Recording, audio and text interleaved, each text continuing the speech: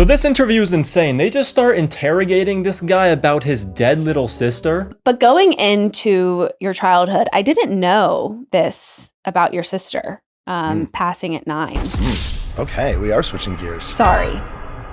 Whoa, that seemed really out of nowhere. Why did she ask that? Who is this guy? Surely there's a reason that they're asking this guy about his dead sister. Maybe that's how he got famous. Maybe something crazy happened with his little sister and his family, and maybe that's why he's famous. An American reality television personality and entrepreneur, a main cast member on Bravo's Southern Charm, known for his complex dating life. It makes sense now. Why they would ask the guy that's best known for his complex dating life about his dead sister. So listen, Austin, obviously you're a TV personality, you've been on Southern Charm, so of course I have to ask you this. Why did your little sister die when she was 9 years old when you were a child? How? How and why and where and when? Is she still dead? Is she still dead? How do you feel? Do you feel? Does she feel? How does she feel about this? How does she feel about this? Your sister. Is she in the room with us right now? Tell us how she feels about this. We need to know. This is very important for the interview we're conducting about you being a TV personality. Okay, we are switching gears. Sorry. Switching gears? Okay. Yeah, well, I would say this is more like inviting somebody out for a nice little joyride in a car, like along the coast while the sun is setting. And then all of a sudden they pull off of the road, they park, they force you to get in a mini 2-person plane with them, holding you hostage. You do not have a choice. They take you for a ride and then they go as high as they can and just start dive bombing straight to the ground while you just have to take it. You just have to be in the plane with them and just take it. You thought you were going for a little joyride along the coast to watch the sunset, and all of a sudden you are 30,000 feet in the air, dive bombing towards the earth. Yeah, that's a very different gear. There's no wheels. It's just flying. I don't even know if airplanes have gears. Like, I really feel bad for this guy. I kind of wonder how he feels about this. How does he feel about these questions? If I wasn't there, it would have been far darker, I'm sure. Oh. Yeah, he's fine. He seems fine. He seems okay with this. Nothing to be concerned about here. So much of our success in life has to do with our resiliency, our ability to get over adversity. But I have been grateful and lucky that I've never experienced anything that tragic. Yeah. What? Okay. What? Are you flexing on him? So you asked this guy about probably one of his most traumatic and darkest times in his life. One of the worst things that he's ever gone through. And you're like, man, I've never gone through something like that. I've never had to deal with that. Man, I'm lucky.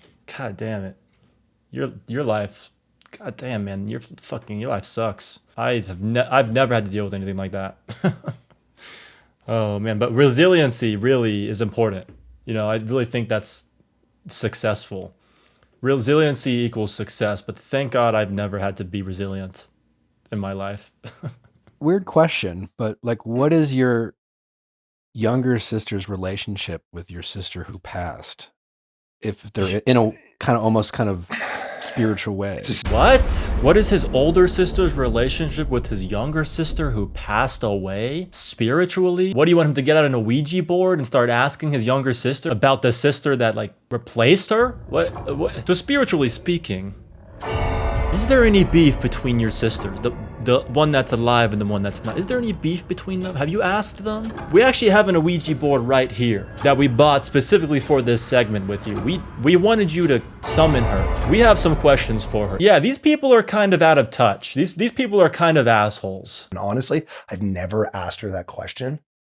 I'm sure that she does have a relationship in a way with my sister Kyle. That's fascinating. Were you? Yeah, I've never asked her that question because that's fucking insane. I don't even know how you thought of that question. I pray to God that you used ChatGPT to ask that question because I hope that a human mind would never come up with that. That's fascinating. Were you there when she fell?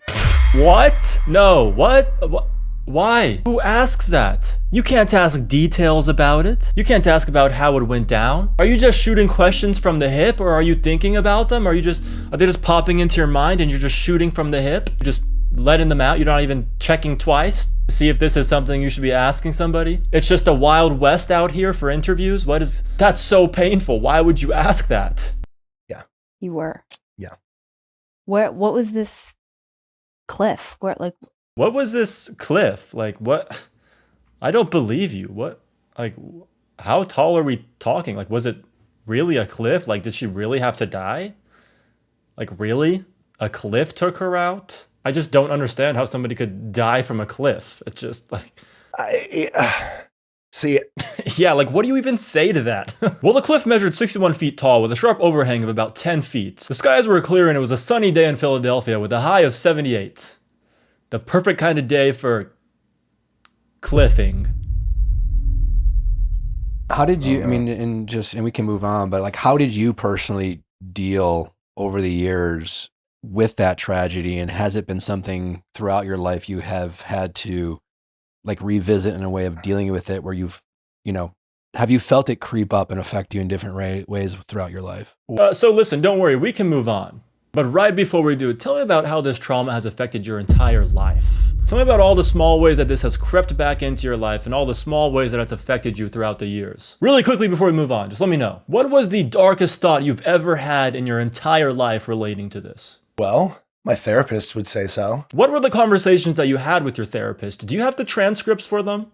Can you read them out to us? Honestly, would sign petitions for you to end this podcast and never be able to interview anybody. You are terrible people. Damn, you know, that's how you know it's bad. If people are willing to sign a petition just for you to stop interviewing people, like with everything that's going on in this world, they're like, no, I gotta put a stop to this. I'll sign a petition to stop this. I'll sign a petition to stop you from ever interviewing anybody ever again. Now this is worth my signature. Yeah, that's pretty bad. So that was an absolutely insane interview to watch and very, very painful. So thank you for watching that with me. I'm sorry. I'm sorry I made you watch that with me. But we're in this together now. I also just want to say I recently hit 1,000 subscribers and I want to thank all of you that have been supporting me recently, that are here early in my YouTube career. You guys are my day ones. I very much appreciate all of you guys and I'm glad to have you guys along for the journey. So thank you guys very much. Please subscribe if you haven't and I will see you guys in the next one. Goodbye.